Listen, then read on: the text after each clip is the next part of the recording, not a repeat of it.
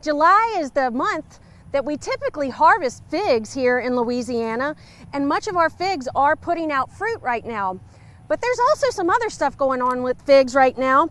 This is called a fig leaf rust, and it happens very often in Louisiana. It's caused by a fungus, so this is a fungal disease, and what happens is you get little spots all over the leaves, they brown, and in response, the tree will drop its leaves to try and get rid of them. Now, unless it's heavily infested, your plant will be okay, and if it completely defoliates, it's all right. But what we need to do is make sure that you're raking up those diseased leaves and getting rid of them. If you're watering your fig trees, do not water them over top where the water will sit on the leaves. That's what encourages the fungal growth. We live in the perfect climate where it's warm and humid for these fungal diseases to just go rampant.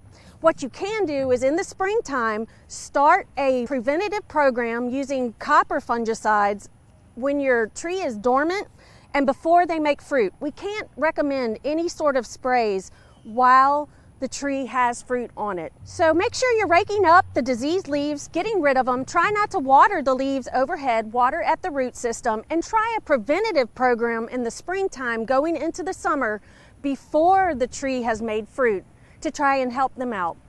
For Get It Growing, I'm Heather Kirk-Ballard with the LSU AgCenter.